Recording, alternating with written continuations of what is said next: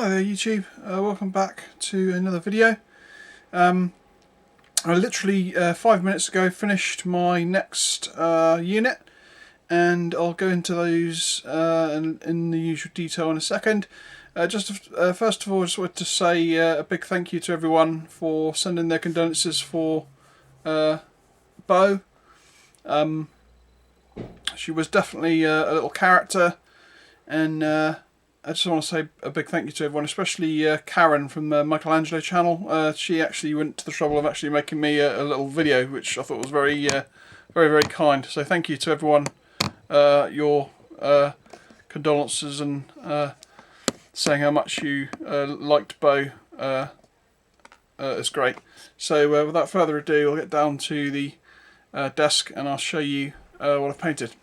Catch you in a second. Bye. Okay, welcome down to the desk, and before you, you can see my latest unit. These guys are the 2nd Brunswick Hussars, and I've got to say, after my first experience with painting Hussars, which were the Perry's plastic ones, I remember vowing that I'll never touch Hussars again. I've got to say that the metal Hussars are a lot less frustrating to paint, I mean, I presume probably because they're kind of pretty simple colours. They painted up really quick as well. I did all the horses in 2 sessions, and I painted all the guys in 3 sessions, I think, and I finished them off since probably about sort of maybe 10 o'clock this morning to about, it's now coming up to 3 o'clock-ish, and they're all completely done. So a little bit of a mammoth session to finish them off, but it's well worth it. I'm really happy with how they turned out, and I'll give you a closer look at them. So these guys are, let's give you the blurb first actually. So these guys are, like I said, the 2nd Brunswick Hussars, and they are led by a Major von Kram. So let's get into them. So let's start off with the rear section. So as if you remember back to my video when I brought these guys, there's basically only 2 packs of them available. There's a command pack and there's a normal pack of 3 troops. So I basically end up having to get 3 packs of the same. So I had to sort of split them out to obviously, you know, with multiple copies of each other within the 12.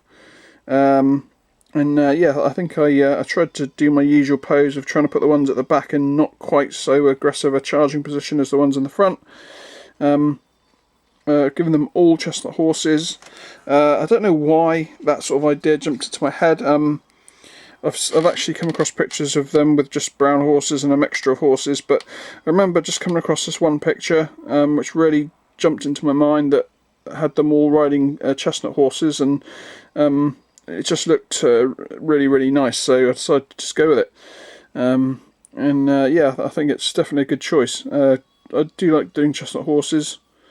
So here we have just 2 of the positions. This is the main charging position. This is sort of that rest, and there's one kind of in the middle. So that is the first unit. Next we'll go for the NCO. So this is the sub commander. If I want to split them into 2 units of 6. So as you can see, again, chestnut horses. They've got their little skull and crossbones on their shabraks, and they've also got them on their shakos. There's the sergeant. He's obviously from the command pack. I've decided to use a lighter grey on their lacing to sort of make it stand out, because originally I was doing them with the Foundry paint system charcoal black light, which is still a little bit, it still dries quite dark in comparison. So what I did was I basically added a little touch of white just to make it just that little shade lighter, and I think it stands out a lot better. Originally I was going to do them all silver, but then I sort of changed my mind and thought, well no, I'm just going to do the officer silver, as I normally do, and leave the troops with their actual grey lace. And I've given them their black buttons as well, because the Hussars had rows of black glass buttons all over their uniforms, and obviously their I've forgotten the name of it offhand, but yeah, you can see that they've turned out really well. Again, my usual sort of way of painting Brunswickers, where I try and keep as much black as possible, but still like highlight it up. I think it's come off really well. So that's the NTA stand. The final group of the second section, if I want to split them. So again, they're pretty simple to paint, really. Obviously the majority of them is all black. I used electric blue for the edgings and the piping and stuff, and the turnbacks, collars, etc. It was the nearest colour I could get to it. I mean, I have actually got two of these colours, Tomb Blue. I think I've got the B and the C versions of it. So perhaps I should have got the A, because that's obviously going to be a little bit closer to electric blue. But I think that's the reason why I decided not to, because I thought, well, the A is probably going to end up being pretty close to electric blue. So I just went for the B and C. But yeah, it's definitely as close as I could get it to the colour that they use. I actually made up the. There's a little bit of controversy between the St Jerome site and the Osprey book I had, between the actual colours of the belts that they used between 1809 and Waterloo, because basically between 1809 and 1810 they changed the colour of their belts. Now the St Jerome site still has them with the yellow and blue belts, which according to the Osprey book were the 1809 colours, and they did actually have, if I just quickly show you in the actual Osprey book itself. So basically, I mean, it doesn't actually show an 1815, but basically if we look at, I mean, this is a trumpeter, but you can see that this is the 1809 uniform, and you can see that they've got the yellow and blue there, and also these guys have got the brass shoulder pauldrons. Now in 1810 that changed, and on this page here you actually got 1813, and you can see that it's blue and crimson, and I also read that the Bugler changed colours as well, where this one was gold, or sort of a brass colour. They changed to a silver, and of course the belts changed to the crimson and blue rather than the yellow and blue. So I decided to go with what the Osprey book showed, rather than the St Jerome site, and I think it looks pretty cool. I actually ended up making my own crimson, because I didn't actually have a crimson colour around. I had scarlet, but so I basically just did a quick sort of Google search on how to mix crimson. It's basically 6 parts of red to 1 part of yellow. So if you're making just like a little small amount of it, just have like a nice little dollop of red paint, and then just what I tended to do was I tended to just put a drop of yellow paint quite near it, and then just sort of keep mixing in yellow until it got to the sort of colour that you wanted. But yeah, I think it came out looking really cool. This is obviously the start of the front rank now. There's the other position that you get out of the 3.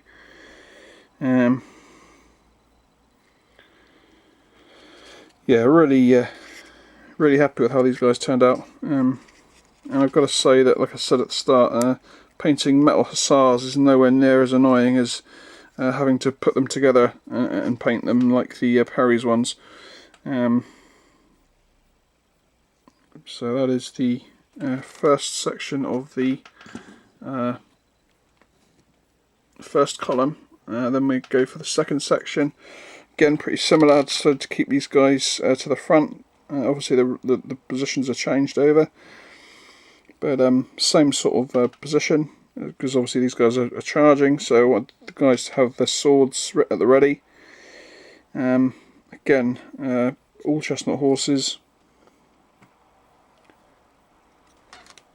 And then finally, always my favourite stand, as you know, command stand. So here we have the Bugler, and he has his crimson and blue belt, and he also has his silver shoulder pauldron, and also it's actually on his police as well. That's what I was trying to think of, police.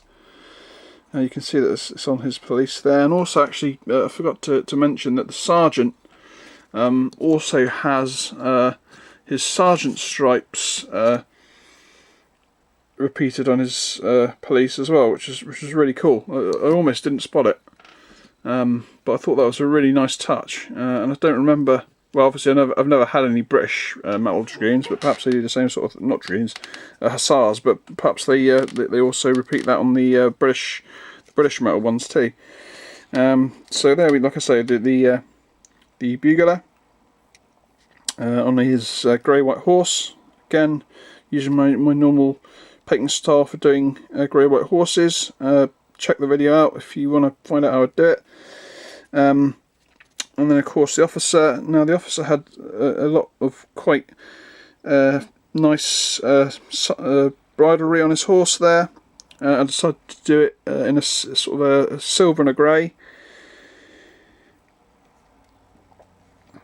And going into the officer now, you can see that the officer has got a gold and crimson belt, and he's also got more gold accoutrements to his webbing, the strapping there, with a box on the back, and he also has the skull and crossbones on his I've forgotten the name of it now. You know what I'm talking about.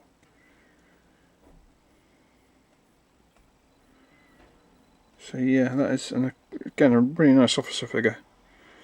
And for him, like I say, I did his buttons and stuff. Well, not his buttons, but the lacing and stuff in my normal sort of silver colour that I use for officers while doing the Brunswickers. And of course, I did give him the black buttons as well. So yeah, that is the second Brunswick Hussars. So I hope you enjoyed the video. I did really enjoy painting these guys. It was a nice break from doing infantry. I have obviously got one more unit of Brunswick cavalry to do. I haven't got them in yet, but I'm probably going to start work. I mean, I haven't got any French in at the moment. Otherwise, I'd probably do another French battalion. But I'm kind of at that point where I have to decide exactly what I'm going to get in as far as French go. I suppose at the moment is, do I get the Warlord Waterloo Starter Army box set that I was going to get, because I can actually use practically everything in that box within the actual Third Corps, within this particular project. Obviously not all Third Corps, because obviously the Lancers would go into one of my cavalry divisions that I'm going to be doing. But that would give me a bulk of infantry, and I must admit it's quite tempting, because I'm probably going to be doing the 3rd Battalion of the 15th Hussars again, to finish those guys off next, and it would be again a little bit of homage to, because their first unit was made out of Warlord guys, to have a modern and up-to-date painted unit of Warlord infantry to make the 3rd Battalion. And of course, then it also gives me a whole bunch of extra battalions to continue on with the project. I'm also planning on getting in some one of the new Perry's boxes as well, because I've never actually had a box of those. So that would be quite interesting to get a box of those in for a battalion, probably a battalion or two, I'd say. And obviously later on in the project, I'm definitely going to be getting another Calpe battalion in, but obviously I don't want to put them all into the same the same sort of division. I'll try and split the different troops up between the three divisions. So that is the end. I'm not 100% sure what I'll be doing next. It'll probably be something Brunswick, I would have thought, assuming that's more or less all I've got at the moment, unless I decide to make my mind up and bite on some French. So until next time, catch you all later, I guess. Please feel free to comment, and if you happen to come across this video and you're and you quite like my work, then feel free to subscribe. I tend to try and put videos out generally once a week. Sometimes it crawls over into two, but I try and put something on there. Yeah, so until next time, catch you all later. Bye bye.